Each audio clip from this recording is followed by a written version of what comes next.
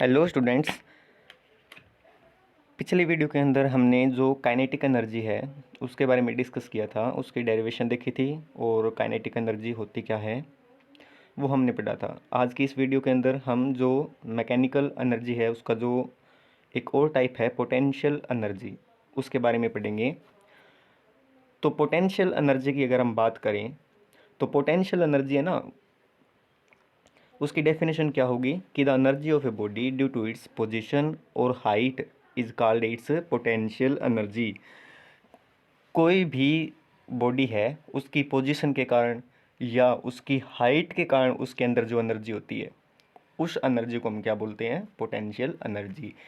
यानी अगर कोई भी जो बॉडी है, कोई भी वस्तु है, वो किसी हाइट के ऊपर है तो उसके अंदर क्या होगी? पोटेंशियल एनर्जी होगी। ठीक है ना। जैसे कि हम बात करें, एक ये कोई भी बॉडी है जिसका जो मास है वो क्या है? एम है। अगर वो ग्राउंड के ऊपर यानी अर्थ के सरफेस के ऊपर है, ठीक है ना, तो उसकी हाइट क्या हो गई? जीरो हो गई। तो यानी उसके अंदर कोई भी पोटेंशियल एनर्जी है वो नहीं है, यानी इसकी जो पोटेंशियल एनर्जी है वो क्या है? जीरो। फिर हम बात करते हैं इस एक और बॉडी की। ठीक है ना। ये क्या है कि जो हमारी सरफेस है, अर्थ की सरफेस है, उससे एच हाइट के ऊपर है। ठीक है ना। यानी अर्थ के सरफेस से ऊपर है और उसकी हाइट कितनी है? हमने मान ली एच हाइट है उसकी। तो यानी इसके पास, इस बॉडी के पास क्या होगी? इसकी पोटेंशियल एनर्जी होगी। और ये जो पोटेंशियल एनर्जी है वो किसके कारण है? इस हाइट के कारण। ठीक है ना। तो किसी भी बॉडी के अंदर उसकी हाइट के कारण या उसकी जो पोजीशन है उसके कारण जो एनर्जी उसके अंदर होती है उसको हम बोलते हैं पोटेंशियल एनर्जी। आई थिंक आपको समझ में आ गया होगा, बिल्कुल ईजी था। अब आपको एक और चीज़ देखनी है, तो वो चीज़ थोड़ी सी आपको ध्यान से है समझनी पड़ेगी कि देखें, ये बॉडी है ग्राउंड के ऊपर है तो हमें कुछ भी वर्क डन नहीं करना पड़ा। यहाँ पे ग्राउंड पे पड़ी है, हमने वर्क डन इसके ऊपर किया ही नहीं, हमने इसके ऊपर कोई भी वर्क नहीं किया, तो इसकी पोटेंशियल एनर्जी क्या हो गई? इसकी पोटेंशियल एनर्जी क्या हो गई? जीरो। अब ये जो बॉडी है हमारी सेकंड, ये क्या है? एच हाइट के ऊपर है। जब भी हम है ना किसी बॉडी को अर्थ के सरफेस से ऊपर लेके जा रहे हैं, हाइट पे लेके जा रहे हैं, तो हमें क्या करना पड़ेगा? वर्क डन करना पड़ेगा। जब हम वर्क डन करेंगे तो हमारी जो एनर्जी है वो क्या होगी? खर्च होगी। हमारी एनर्जी क्या होगी? स्पेंट होगी। तो जो हमारी एनर्जी स्पेंट हुई है ना उस बॉडी को ऊपर ले जाने में, कुछ हाइट पे लेके जाने में, तो जो हमारी एनर्जी खर्च हुई है, ठीक है ना, वो एनर्जी उस बॉडी के अंदर पोटेंशियल एनर्जी के रूप में स्टोर हो जाएगी।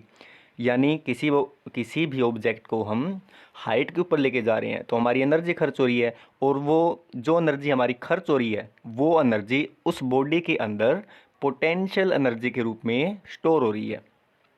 समझ में आया? ये चीज़ हम आगे डेरिवेशन में यूज़ करेंगे।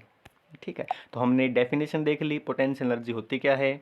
किसी भी बॉडी की उसकी हाइट के कारण या पोजीशन के कारण उसके अंदर जो एनर्जी होती है उसको हमने क्या बोल दिया? सिंपली पोटेंशियल एनर्जी बोल दिया। ठीक है। उसके बाद हम बात करते हैं डेरिवेशन की। अब देखेंगे हम डेरिवेशन।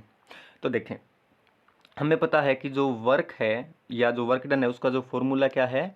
फोर्स इनटू में डिस्प्लेसमेंट। ये हमें पहले से ही पता है, हमने काइनेटिक एनर्जी में भी इस फॉर्मूले का यूज किया था। तो यानी वर्क डन या work is equal to F into में एस। यहाँ पे एफ क्या है? फोर्स है, और एस क्या है? यहाँ पर क्या है? हाइट है। एस क्या है? सॉरी, एस है वो डिस्प्लेसमेंट है। ठीक है ना। अब देखो, हम बात करेंगे, ये बॉडी अगर कोई भी बॉडी है वो नीचे आ रही है, ठीक है ना, नीचे आएगी तो वो जितनी हाइट है उतनी ही क्या होगी? उसके अंदर डिस्प्लेसमेंट होगी। ठीक है ना। अगर ये बॉडी नीचे की तरफ आ रही है तो वो कितनी डिस्प्लेसमेंट ट्रैवल करेगी? इतनी डिस्प्लेसमेंट ट्रैवल करेगी जितनी किसकी हाइट है। तो यानी हम डिस्प्लेसमेंट की जगह क्या यूज करेंगे? हाइट यूज करेंगे। इसीलिए हमने यहाँ पे डिस्प्लेसमेंट की जगह क्या ले लेंगे? हाइट ले लेंगे। तो यानी यहाँ पे जो डिस्प्लेसमेंट क्या है? वो उस बॉडी की हाइट है जितनी हाइट पे वो अर्थ के सरफेस से ऊपर है। समझ में आया? तो यानी हम डिस्प्लेसमेंट की जगह यहाँ पे हाइट यूज़ करेंगे। ठीक है। तो अब हमारा फॉर्मूला क्या बन गया कि वर्क इज इक्वल टू यहाँ के लिए फोर्स इंटू में हाइट। ठीक है।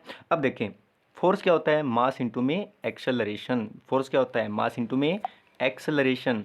अब कोई बॉडी है वो हाइट पे है तो उसके अंदर एक्सेलरेशन वो किसकी वजह से होगी? ग्रेविटी की वजह से होगी।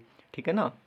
अगर कोई भी ऑब्जेक्ट है वो किसी ग्राउंड से कुछ हाइट के ऊपर है, तो उसके अंदर जो एक्सेलरेशन होगी वो एक्सेलरेशन ड्यू टू ग्रेविटी होगी बाद में, ठीक है ना। तो हम यहाँ पे ए की जगह क्या यूज़ करेंगे, जी, और यहाँ पे जी क्या है, एक्सेलरेशन ड्यू टू ग्रेविटी। तो यानी हम यहाँ पे ए का यूज़ ना करके हम किसका यूज़ करेंगे, जी का यूज़ करेंगे, ठीक है ना। तो हमारा फोर्स का फॉर्मूला यहाँ क्या बन गया फिर कि force is equal to mass into में gravity, F is equal to M into में जी।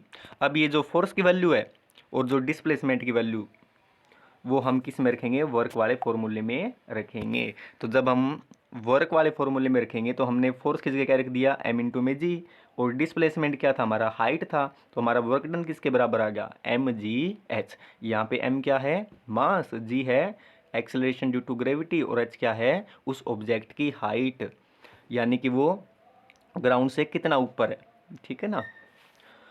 अब देखें, वर्क तो आ गया एम जी एच। उसके बाद में हम देखेंगे कि हमने पहले जब डेफिनेशन की थी उसमें हमने क्या देखा था कि अगर किसी भी मास को या किसी भी ऑब्जेक्ट को हम कुछ हाइट पे लेके जा रहे हैं, ठीक है, तो हमें वर्क डन करना पड़ेगा। वर्क करना पड़ेगा तो जितना वर्क करने में हमारी जो एनर्जी है वो खर्च होगी, वही एनर्जी उस बॉडी के अंदर उसकी पोटेंशियल एनर्जी के रूप में स्टोर हो जाएगी, ठीक है ना। तो यानी जितना हमने वर्क किया, जितना हमने वर्क किया उतनी हमारी क्या होगी, पोटेंशियल एनर्जी होगी। इसीलिए हम वर्क की जगह क्या पुट कर देंगे, पोटेंशियल एनर्जी। तो हमारी पोटेंशियल एनर्जी फिर क्या आ गई, एम इंटू में जी इंटू में एच। मास, किस बॉडी का मास कितना है, जी की वैल्यू 9.8 मीटर पर सेकंड स्क्वायर होती है, ठीक है, और एच की वो कितनी हाइट के ऊपर है। तो ये हमारा था पोटेंशियल एनर्जी का टॉपिक। कल हम काइनेटिक एनर्जी और पोटेंशियल एनर्जी के ऊपर कुछ है वो न्यूमेरिकल्स करेंगे। आज की वीडियो में बस इतना ही। आपको जो काइनेटिक एनर्जी और जो पोटेंशियल एनर्जी है वो अच्छे तरीके से रिवाइज है वो कर लेनी है।